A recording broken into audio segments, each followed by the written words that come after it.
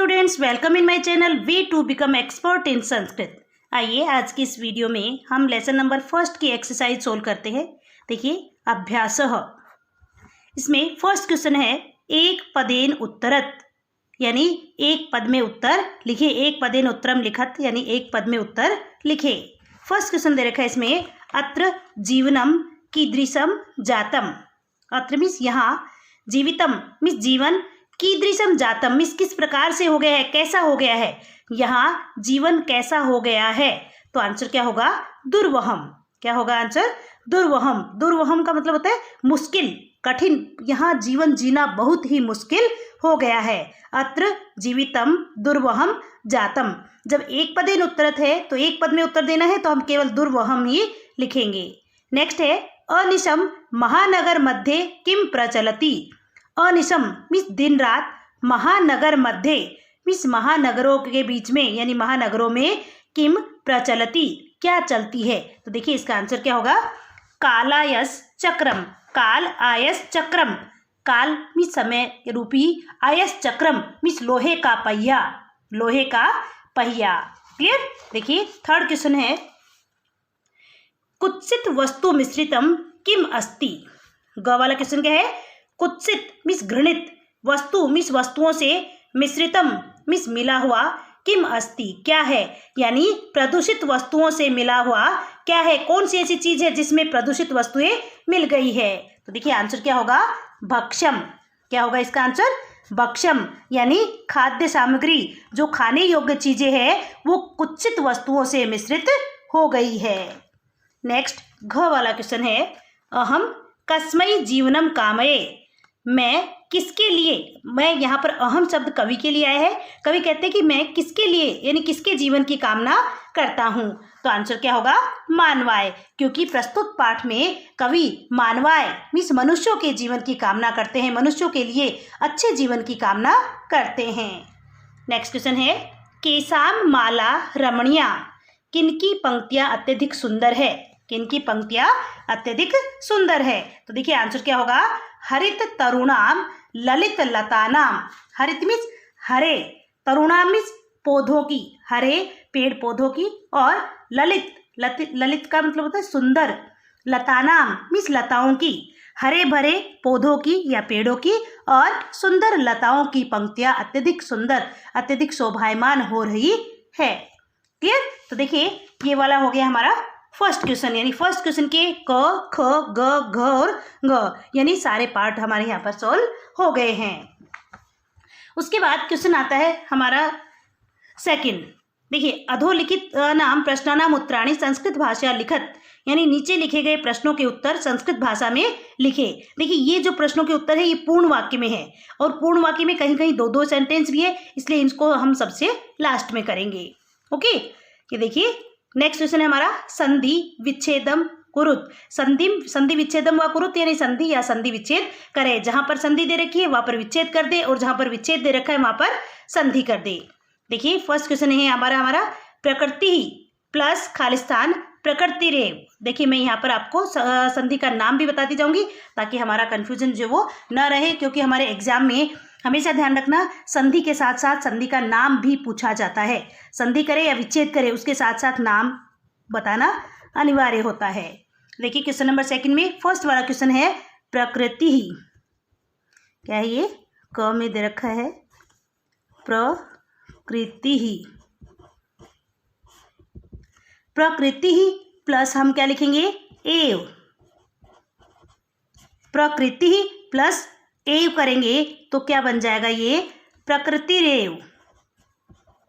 क्या बनेगा, ये प्रकृति रेव, और संधि होगी यहाँ पर हमारी रुत्व, यानी ये भी विसर्ग संधि का पार्ट है, क्योंकि यहाँ पर इस विसर्ग के स्थान पर क्या हो रहा है, र हो रहा है, तो संधि कौन सी होगी, रुत्व संधि। क्लियर।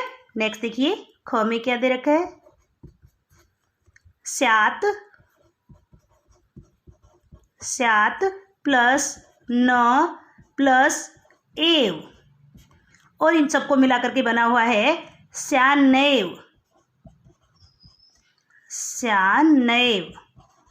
तो देखिए मैं आपको एक बात बता दूं, यहाँ पर स्यात प्लस न, ये स्यात प्लस न, इस त को भी क्या हो रहा है, ये वाला न बना है, यानी त को भी न बन गया है। तो यहाँ पर देखिए पहले को जब पांचवा होता है तो वहां पर संधि होती है अनुनासिक, तो यहाँ इन दोनों के बीच में संधि कौन सी है, अनुनासिक। अनुनासिक ये व्यंजन संधि का भाग है, अनुनासिक संधि। और न प्लस एव इन दोनों में संधि है वृद्धि। कौन सी संधि होती है, वृद्धि। ओके, न प्लस एव के बीच में वृद्धि संधि और स्यात प्लस न के बीच में अनुनासिक संधि। और किस प्रकार से हुआ, स्यात प्लस न प्लस एव क्या बना, स्यान्नेव। ओके, नाउ सी ग। देखिए ग वाला क्या दे रखा है, खालिस्थान अनंतः, खालिस्थान अनंतः। तो देखिए यहाँ पर इसका संधि विच्छेद यानी और उसके बाद पूरा भी दे रखा है। तो देखो यहाँ पर इस प्रकार से दे रखा है, खालिस्थान प्लस अनंतः, अनंतः, ठीक है। और इज इक्वल टू दे रखा है हयनंतः, हयनंतः। तो मैं आपको बता दूं यहाँ पर क्या आएगा, ही, क्या होगा, ही। यहाँ पर ह में क्या है, ई, और ई को क्या हो जाएगा, य, और य के बाद य के पहले जो है अगर आधा व्यंजन आ जाए तो वहां पर यण संधि होती है। कौन सी संधि होती है, यण संधि है। ध्यान रहे यहाँ पर कौन सी संधि है, यण संधि। यदि प्लस से पहले हमको ई, उ, री या री मिल जाए तो संधि यण होती है। क्लियर। तो यहाँ पर ही प्लस अनंतः क्या बनेगा, हयनंतः, और संधि कौन सी हो जाएगी, यण संधि। क्लियर। अच्छा, नाउ सी नेक्स्ट एग्जाम्पल। ये नेक्स्ट है घ। ये है बहि प्लस अंतः प्लस जगति, बहि प्लस अंतः प्लस जगति।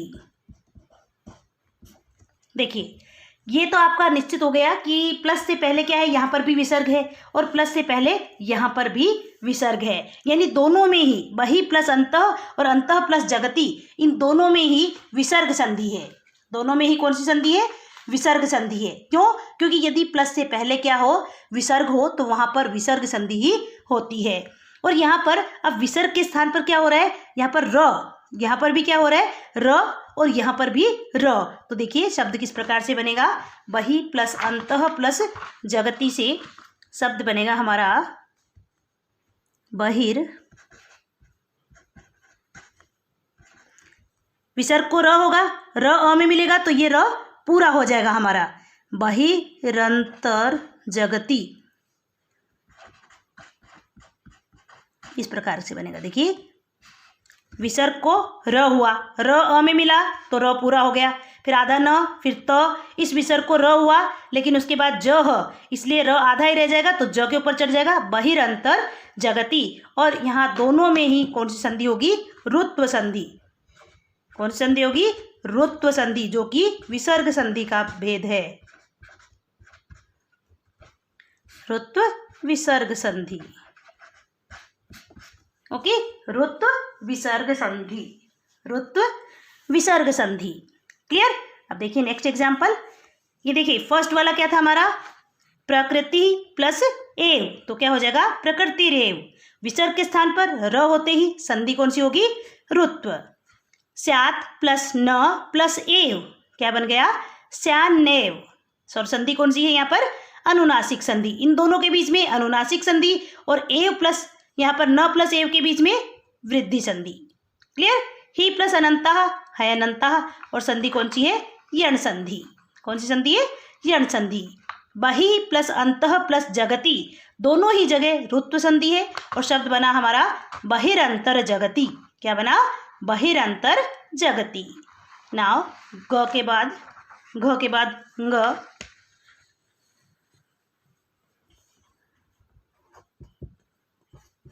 देखिए ग वाला देखिए, खालिस्थान प्लस नगरात, खालिस्थान दे रखा है, फिर प्लस नगरात।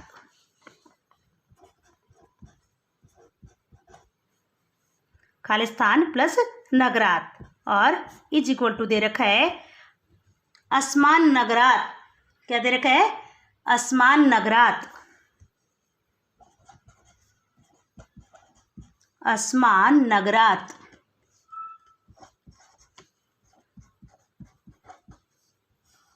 तो देखिए यहाँ पर अस्मान नगरात, तो यहाँ पर क्या भरा जाएगा? अस्मात, अस्मात प्लस नगरात। यहाँ तो पहला व्यंजन है और उसके बाद पांचवा आता है। यदि पहले के बाद पांचवा आ जाता है तो इस पहले के स्थान पर भी इसका पांचवा हो जाता है और संधि होती है वहाँ पर अनुनासिक। कौन सी संधि होती है वहाँ पर? अनुनासिक। और यहाँ पर भी कौन सी संधि है? अनुनासिक। अस्मात प्लस नगरात, तो को क्या हो गया? ये न बन गया। क्लियर? फिर जो है नगरात ऐसे कैसे लिख दिया? क्योंकि पहले के बाद में ये पहला है, उसके बाद ये पांचवा आ गया, तो इस त का पांचवा क्या हो जाएगा? न, अस्मान नगरात। ओके, नाउ नेक्स्ट च देखिए, सम प्लस चरणम, सम प्लस चरणम। देखिए यहाँ पर ये कंडीशन थी कि पहले के बाद अगर पांचवा हो तो पहले के स्थान पर भी उसी का पांचवा हो जाता है। यहाँ कंडीशन है कि यदि पांचवे के बाद पहला हो, पांचवे के बाद पहला हो तो इस पहले वाले का पांचवा उस म के स्थान पर हो जाता है और ये शब्द बनेगा संचरणम। क्या बनेगा? संचरणम। इन च का पांचवा क्या होगा? य संचरणम। क्या बनेगा शब्द? संचरणम। क्लियर? ये देखिए च के बाद छ वाला आंसर देखिए। क्वेश्चन है धूमम प्लस मुंचती, धूमम प्लस मुंचती।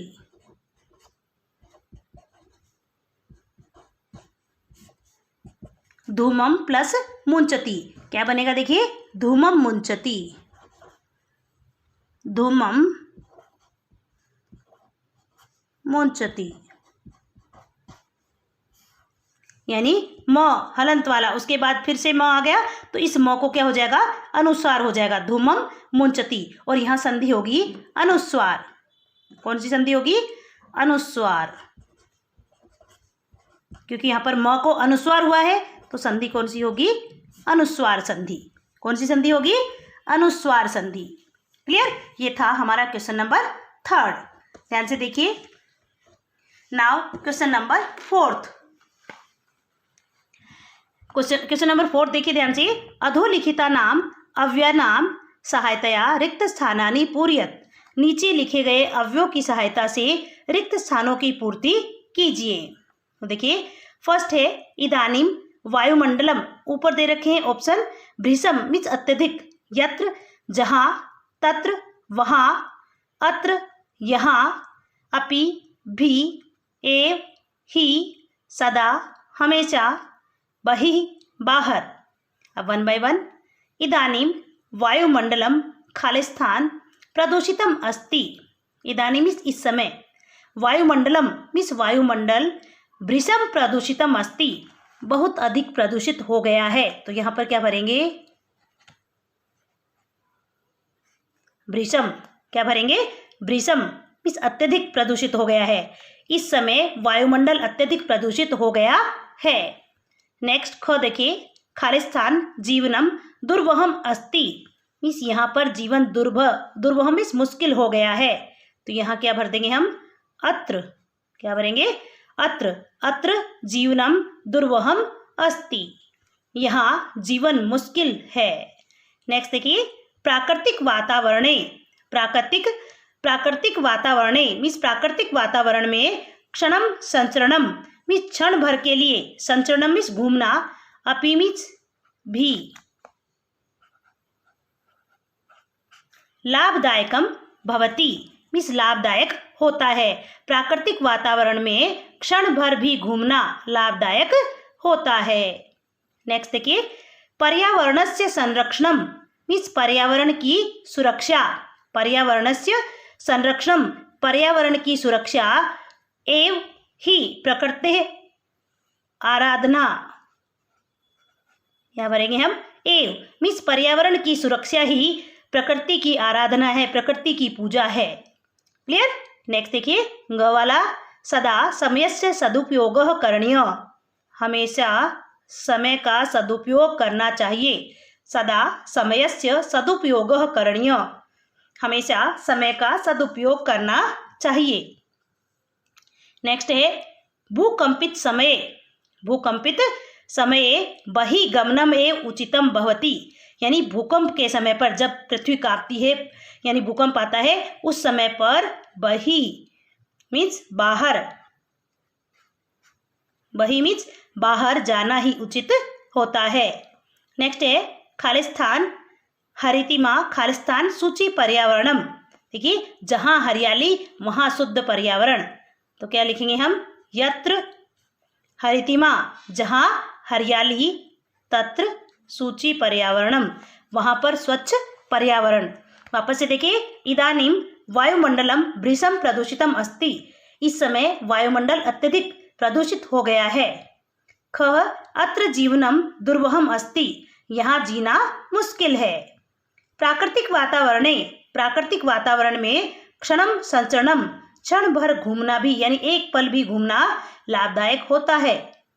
पर्यावरण की सुरक्षा ही प्रकृति की आराधना है। सदा समयस्य सदुपयोगः करणीयः, हमेशा समय का सदुपयोग करना चाहिए। भूकंप के समय पर बाहर जाना ही उचित होता है। यत्र हरितिमा, यत्र मीन्स जहाँ, हरितिमा हरियाली, तत्र वहाँ, सूची पर्यावरणम स्वच्छ पर्यावरण, जहाँ हरियाली वहाँ स्वच्छ पर्यावरण। क्लियर। नेक्स्ट देखिए, यानी अब आता है हमारा क्वेश्चन नंबर 5। अधोलिखितानां पदानां पर्याय पदम लिखत, नीचे लिखे गए पदों के पर्याय पद लिखने हैं। ओके, पर्याय पद लिखो। सलिलम, देखिए सलिलम का पर्याय पद होता है जलम, सलिलम का क्या होगा पर्याय पद, जलम, सलिलम का पर्याय पद जलम। आम्रम, आम्रम का पर्याय पद क्या होगा, देखिए आम्रम का रसालम, आम्रम का पर्याय पद रसालम। क्लियर। नाउ सी नेक्स्ट, यानी आम्रम के बाद आता है वनम, क्या आता है, वनम, वनम का पर्याय पद देखिए, वनम का पर्याय पद होगा काननम,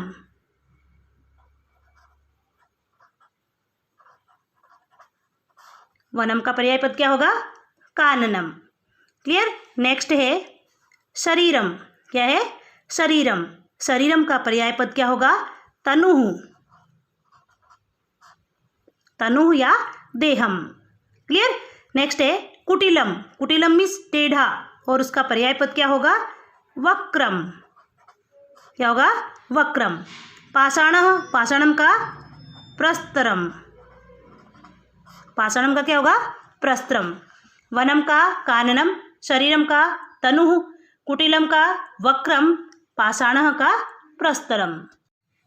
नेक्स्ट क्वेश्चन है अधोलिखित पदानां विलोम पदानि पाठात् चित्वा लिखत, यानी नीचे लिखे गए पदों के विलोम पद चुन करके पाठ से लिखिए। पाठ से चुन करके विलोम शब्द लिखने हैं। सबसे पहला दिया गया है सुकरम, सुकरम मीन्स होता है आसान, सुकरम मीन्स आसान, इसका विलोम पद क्या होगा, दुष्करम, दुष्करम। सुकरम का विलोम पद क्या होगा, दुष्करम। दूषितम मीन्स प्रदूषित, दूषितम, इसका अपोजिट यानी इसका विलोम शब्द क्या होगा, शुद्धम।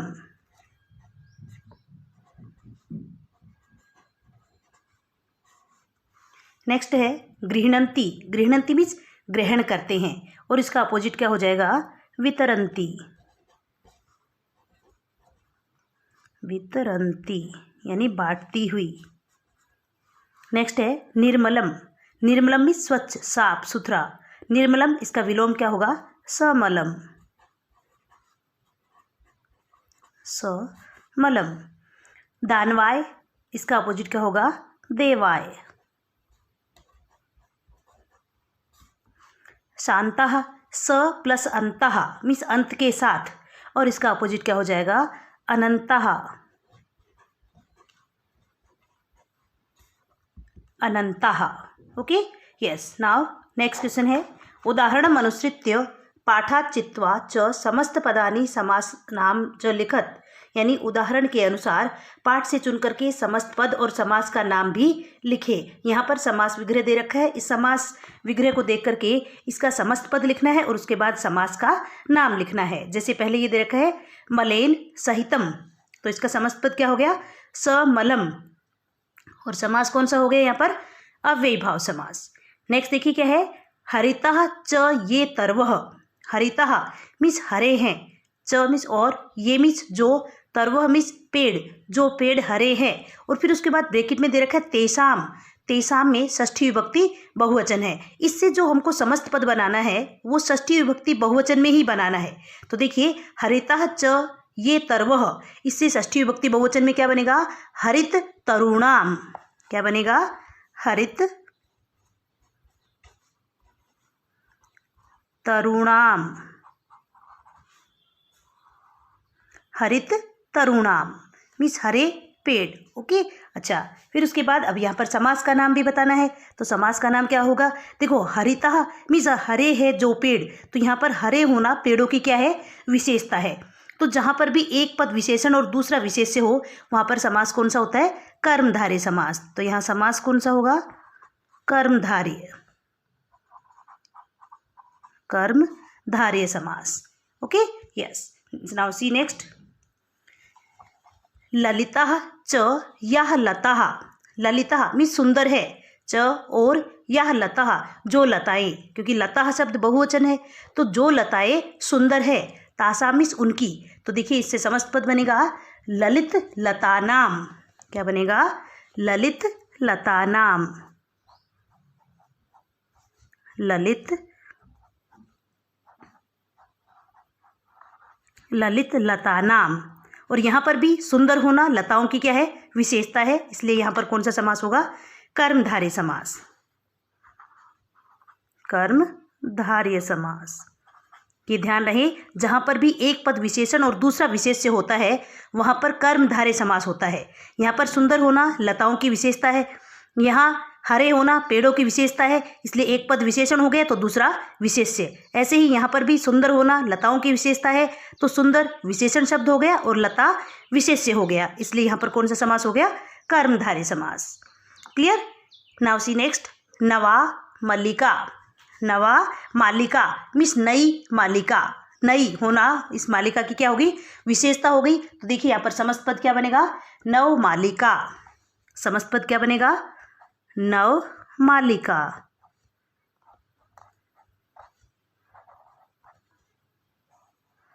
नव मालिका, नया होना मालिका की क्या हो गई विशेषता हो गई। क्लियर, तो यहाँ पर भी कौन सा समास होगा कर्मधारय समास, कौन सा समास होगा कर्मधारय समास।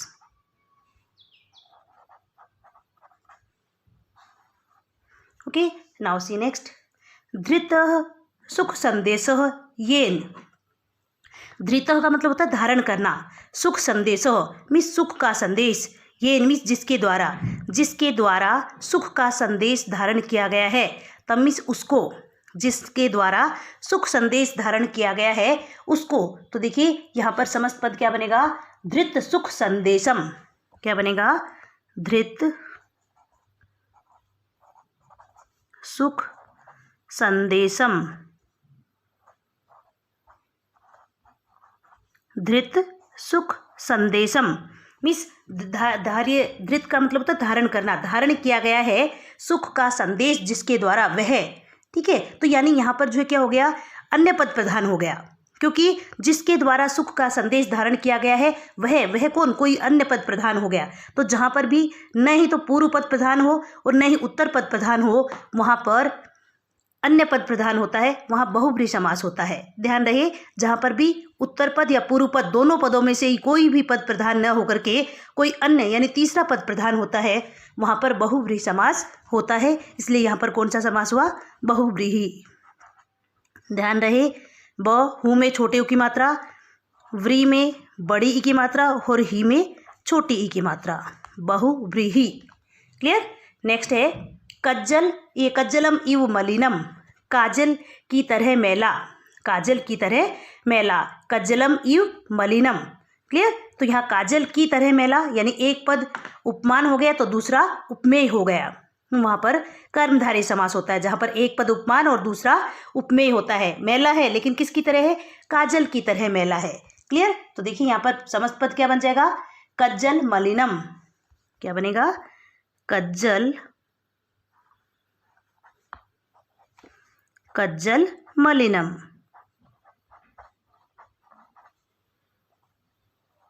कज्जल मलिनम मीन्स काजल की तरह मैला। क्लियर। और समास कौन सा हो गया? कर्मधारय समास। देखिए दो कंडीशन में कर्मधारय समास होता है, जहाँ एक पद विशेषण और दूसरा विशेष्य हो वहाँ पर भी कर्मधारय समास होता है, और जहाँ पर एक पद उपमान और दूसरा उपमेय हो वहाँ पर भी कर्मधारय समास होता है। यहाँ पर कज्जलम इव मलिनम, यहाँ एक पद उपमान है और दूसरा उपमेय है।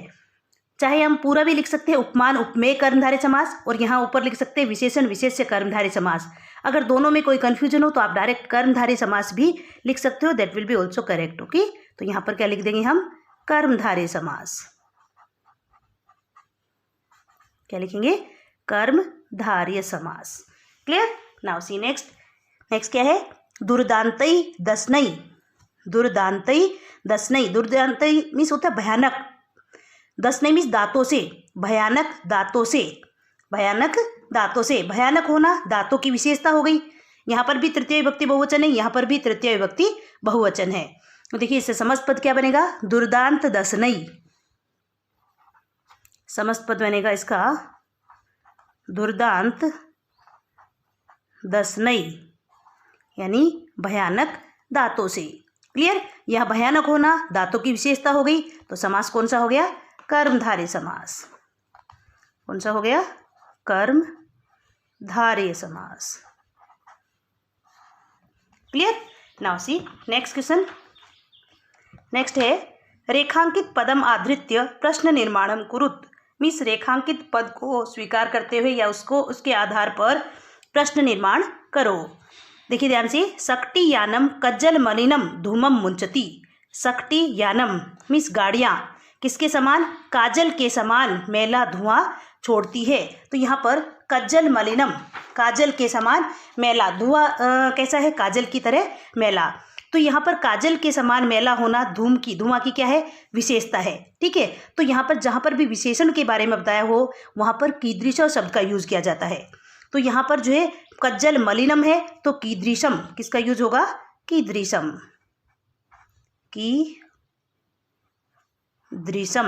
कीदृशम मीन्स कैसा, यानी गाड़ियाँ कैसा धुआं छोड़ती है। क्लियर। नेक्स्ट है उद्याने पक्षिणाम कलरवम चेतः प्रसादयति। बगीचे में पक्षियों की चहचहाट मन को प्रसन्न करती है। तो पक्षिणाम कलरवम है तो पक्षिणाम षष्ठी विभक्ति बहुवचन है, तो यहाँ पर क्या हो जाएगा? केसाम। किम शब्द षष्ठी विभक्ति बहुवचन, क्या होगा? केसाम। क्लियर। नाउ नेक्स्ट है पाषाणी सभ्यतायां लता तरु गुल्मः प्रस्तर तले पिष्टाः सन्ति। लता तरु गुल्मः, इसके नीचे अंडरलाइन दी गई है। तो देखिए यहाँ पर लता तरु गुल्मः मीन्स लताएं यानी जो है बेल, तरु मीन्स पेड़ और गुल्मा मीन्स झाड़ियाँ। ठीक है। तो यहाँ पर जो है ये क्या है? प्रथमा विभक्ति बहुवचन का प्रयोग है। प्रथमा विभक्ति बहुवचन का प्रयोग है, तो यहाँ इसके स्थान पर किसका प्रयोग होगा? प्रथमा विभक्ति बहुवचन का ही होगा। और कह कौ के, तो इसकी जगह किसका प्रयोग होगा? के। यानी देखिए लता तरु गुल्मा ये सारे प्रथमा विभक्ति बहुवचन में प्रयोग किए गए हैं। तो किम शब्द प्रथमा विभक्ति बहुवचन में क्या होगा? के। नेक्स्ट है महानगरेषु वाहनानाम अनंता पंक्तयः धावन्ति। महानगरों में गाड़ियों की अनंत पंक्तियां दौड़ती है। तो देखिए यहाँ पर महानगरेषु सप्तमी विभक्ति बहुवचन का प्रयोग है, लेकिन महानगर जो है वो स्थानवाची शब्द है, तो हम यहाँ पर स्थानवाची प्रश्नवाचक शब्द का प्रयोग करेंगे कुत्र। कुत्र यानी कहाँ। वाहनों की अनंत पंक्तियां कहाँ दौड़ रही है, तो स्थानवाची शब्द क्या हो गया? कुत्र। ओके। नेक्स्ट है प्रकृत्याः सन्निधौ वास्तविकम सुखम विद्यते। मीन्स प्रकृति के संगम में, प्रकृति के संपर्क में वास्तविक सुख विद्यमान है। प्रकृत्याः यह षष्ठी विभक्ति, प्रकृति शब्द है, षष्ठी विभक्ति एक वचन है, और प्रकृति शब्द स्त्रीलिंग है। तो किम शब्द स्त्रीलिंग षष्ठी विभक्ति एक वचन देखेंगे तो क्या होगा? कस्याः। क्या होगा? कस्यः। इसी के साथ हमारे फर्स्ट लेसन की एक्सरसाइज कंप्लीट होती है। नेक्स्ट वीडियो में नेक्स्ट लेसन, तब तक के लिए बाय बाय।